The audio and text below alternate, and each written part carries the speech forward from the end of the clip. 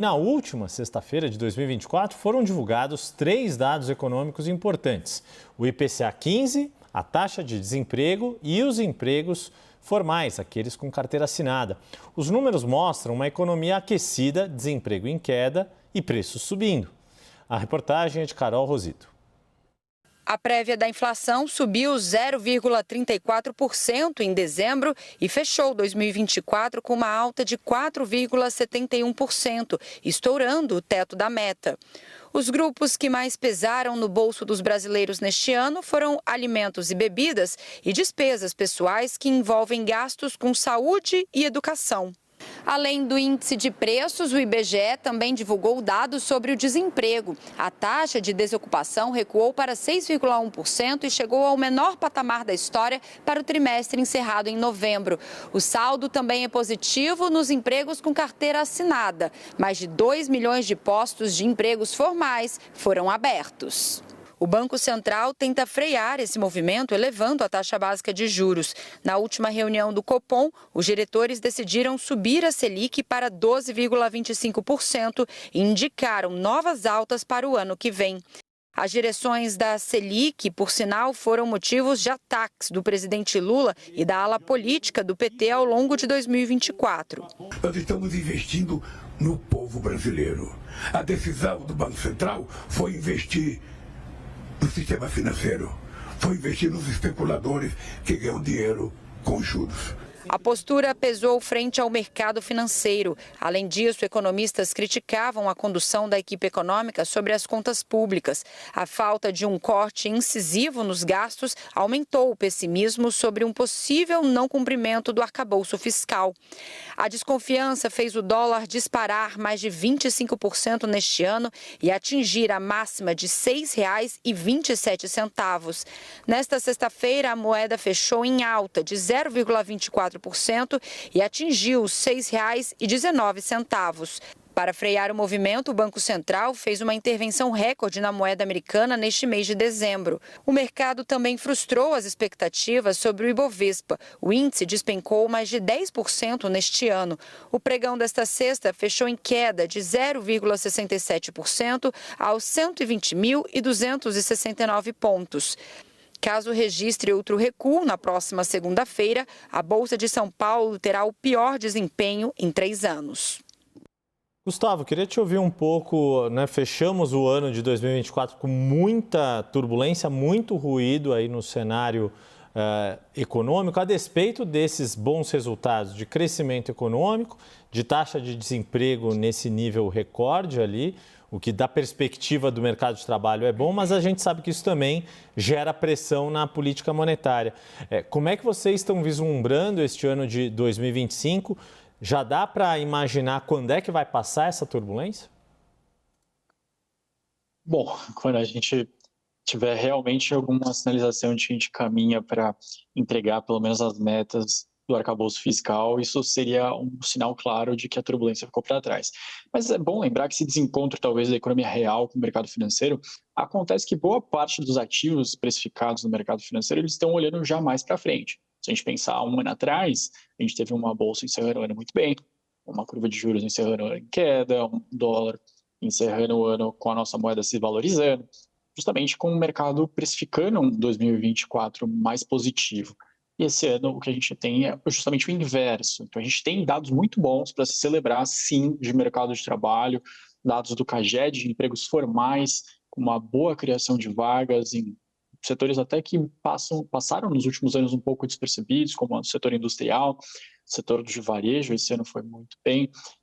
Mas a gente tem alguns sinais do que vem pela frente que talvez preocupem, principalmente no âmbito da inflação e juros. Então, quando a gente tem esse IPCA de hoje, que ele vem até um pouco menor, o número cheio, a abertura dele talvez comece assim, a ser mais percebida pela população brasileira quando a gente vê, por exemplo, os dados de dispersão, que são a quantidade de itens subindo ao mesmo tempo, mês após mês. Eles sobem de 51% no ano passado, em dezembro do ano passado, para 61%.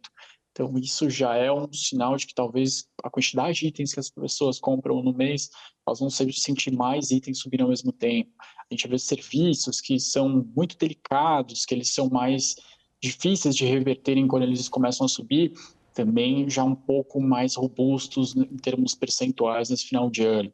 Então, diante disso, a expectativa para a inflação do ano que vem é de realmente brigar para respeitar o limite superior da meta, o que vai exigir o Banco Central subir um pouco mais de juros, o que, por sua vez, freia um pouco as empresas a seguirem mais projetos, a fazerem mais expansões, a tomarem mais crédito.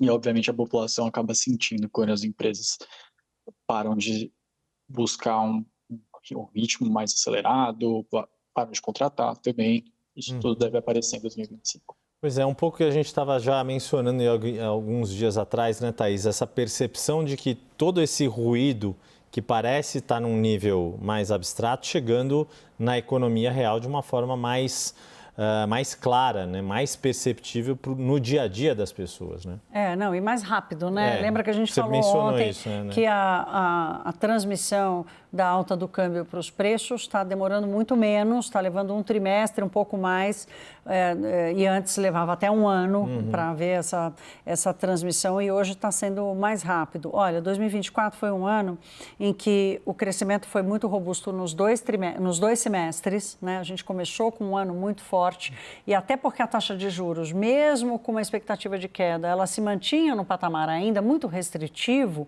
havia uma expectativa de que a desaceleração ia acontecer ao longo do ano.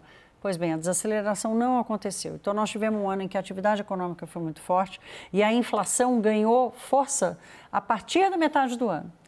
Para o ano que vem, como o Banco Central vai vir muito mais agressivo, a leitura é de que o ano começa com uma inflação muito forte e pode ter alguma desaceleração da inflação no segundo semestre. Mas, assim, os fatores que, por exemplo, trouxeram alta do alimento em 2024, safra menor, seca e o próprio câmbio, mas levando aquilo que não está no controle de ninguém, que é o tempo e a seca e as chuvas e a safra, 2025 tem uma chance da safra ser bem maior, né? De não ter a seca, ou seja, então a oferta vai aumentar, mas o preço vai ter um impacto do câmbio. Então, esse ano a gente teve problema de oferta, o que levou os preços para cima. Ano que vem a gente não vai ter problema de oferta, mas a gente vai ter um problema de custo importante, né? E isso bate direto no preço dos alimentos. Então, 2023 terminou com uma inflação de 1% dos alimentos, esse ano está terminando 8%. Então, isso bate direto na bolsa, no bolso da população mais carente. E aí, Yuri, fica muito claro, assim, né, de como o governo jogou fora essa conjuntura de um país que cresceu mais, e é importante dizer que cresceu porque tem anabolizante, porque tem um gasto público primário muito forte, uma disponibilidade de renda muito alta, né? O crédito, mesmo com juro alto, subindo muito forte. Então, como é que essa conjunção de fatores vai acontecer no ano que vem, em que o impulso fiscal tende a ser menor, mas ainda assim o que fica claro é que o governo jogou fora a possibilidade de promover um equilíbrio mais forte para não deixar esse movimento contaminar a economia. Ô Jussara, isso que a Thaís coloca, você percebe que o governo percebeu isso? Caiu a ficha do governo nessa reta final? E isso explicaria, talvez, foi curioso, né? A reportagem da Carol Rosito trazendo um presidente muito agressivo em relação à política monetária, em direção a Roberto Campos Neto. Não é o mesmo presidente que apareceu ali na biblioteca do Palácio da Alvorada, ao lado do futuro presidente do Banco Central, Gabriel Galípolo, segurando na mão, olho no olho ali, até brinquei ali no dia, falei, olha, se estava com o Fernando Nakagawa ali, rolou um bromance ali, né? Época de fim do ano, o pessoal fica olhando, olha, o que eu quero para o ano que vem? Para quem é solteiro, poxa, quero alguém que olhe para mim como o Lula olhou para o Galípolo e segurou na mão, porque estava ali exatamente o que a Thaís falou, bromance. Qual o presidente Lula vai prevalecer nesta relação com os fundamentos da economia, com o ambiente econômico, com a política monetária? O que estava ali na camaradagem com Gabriel Galípolo ou aquele que não gosta de uma política mais restritiva, como o que estava criticando Campos Neto? Olha, Yuri, a ver como será essa relação. Afinal de contas, o Galípolo era do governo Lula, então ele começar logo, ele precisa pelo menos eu dar um crédito de confiança. Talvez esse olhar tenha neste sentido. Por outro lado, vai haver uma cobrança também da independência de Galípolo em relação ao governo, né? Independência do Banco Central em relação ao governo. Então, isso vai ser cobrado também. Então, eu estou curiosa de como será essa relação daqui para frente. Agora, pensando para 2025, da questão política, a gente começa ali, Yuri, Thaís, desculpa, esqueci o nome do nosso convidado aqui agora. Mas, assim, o que a gente... Gustavo, o que me deixa para 2025, a grande questão justamente é o quanto será percebido esse pacote de ajuste fiscal que foi aprovado agora, quanto que isso vai refletir também no governo daqui para frente. Será o suficiente? Será o recado? Até o ministro da Fazenda, Fernando Haddad, tem dito, olha, não, isso aqui é a primeira medida, novas medidas serão apresentadas, serão suficientes, então termino aqui 2024 com muitas questões e sobre o comportamento da economia no governo no próximo ano. Lembrando o seguinte, que a gente tem um governo que o presidente Lula agora disse que 2025 é o ano da colheita. Como ajustar isso? A expectativa do mercado e o governo querendo fazer entregas, né?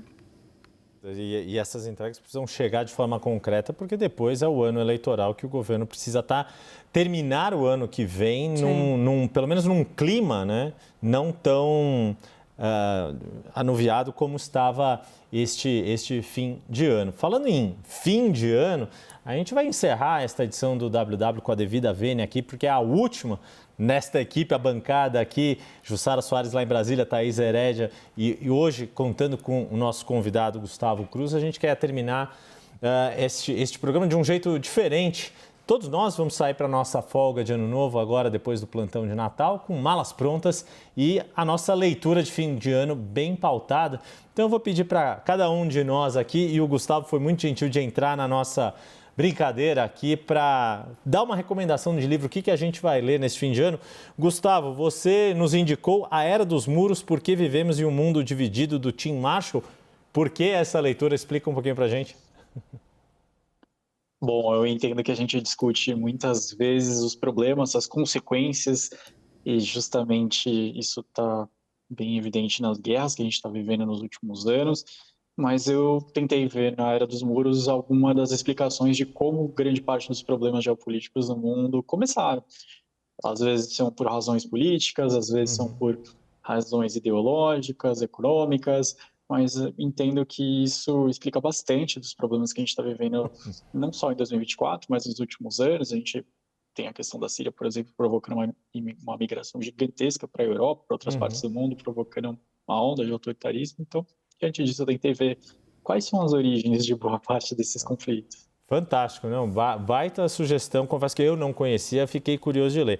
Jussara Soares já começou a leitura, inclusive estava com o livro aqui, É Sempre Hora da Nossa Morte, Amém, da Mariana Salomão Carrara. Jussara, bem rapidinho ali, o seu highlight do livro. Olha, é um livro que eu estou curiosa, inclusive ele está aqui comigo, está aqui do meu lado, porque ele estava na minha bolsa, já li 30 páginas dele hoje pela manhã. A Mariana, ela é uma escritora paulistana, ela é defensora pública, ela já ganhou o Prêmio de São Paulo de Literatura, finalista do Jabuti, e ela se dedica a escrever sobre a finitude da vida. É um tema que gosto e ela faz excelentes reflexões pelas primeiras 30 páginas deste livro. Estou gostando. E tem, se me permite, só um trecho aqui, claro, só para ler aqui rapidamente, que talvez que eu tenho pensado sobre isso desde hoje cedo, que é o seguinte: ao ser humano deveria ser assegurado o direito de ter a todo momento 40 anos, do princípio ao fim. Estou gostando disso. Gostei disso. Jesus, eu com meus distância. 46 gostei bastante. Thaís, O Coração do Mundo, uma nova história universal a partir da Rota da Seda, do Peter Frankopan. Eu ganhei esse livro do meu marido e está querendo tomar de volta. Então, eu prometi que eu não vou levar livro de economia para viagem, né, que eu vou viajar com meus filhos, eu vou levar esse livro, que é um livrão, é um historiador, que conta a história da importância do centro do mundo, de como ele foi a grande disputa do mundo inteiro por questões comerciais, culturais também, mas especialmente por questões comerciais. Então, vou me debruçar sobre esse livro, mas eu leio vários livros ao mesmo tempo. Eu sou como você. Esse livro físico vai na mão e outros tantos vão no tablet. O nosso editor-chefe, Filipe Sigilo, vai ler Noturno do Chile, do Roberto Bolanho, autor chileno, um dos maiores latino-americanos. E o Filipe escolheu o livro a esmo ali, olhou na livraria e falou, bom, esse do Bolanho eu não li, vou ler, vamos ver qual é que é. Ele não sabe nem a sinopse do livro, mas fez uma boa escolha, sem dúvida alguma, que o Roberto Bolanho é um baita de um autor. E que conecta um pouco com... Confesso que eu vou dar uma roubadinha bem rápida aqui, porque eu estou terminando este livro, A Mais Recôndita Memória dos Homens, do Mohamed Bougarsar, que tem um quê ali de Roberto Bolanho, embora seja um autor senegalês, ganhou o prêmio da literatura francesa.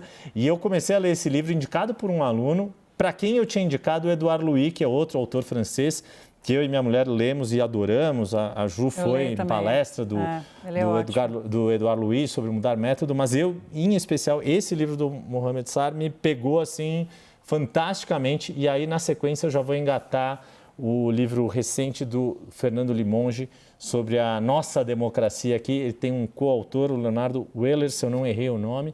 Então, estamos também a biblioteca, né, a beleza dos e-books, que aí dá para levar vários sem encher a mala.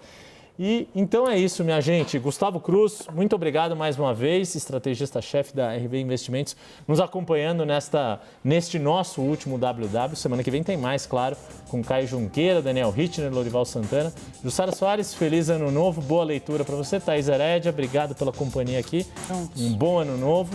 Para você também, feliz ano novo, uma boa passagem, mas semana que vem continua aqui no WW com Caio Junqueira, Daniel Hittner e Lorival Santana. Até a próxima.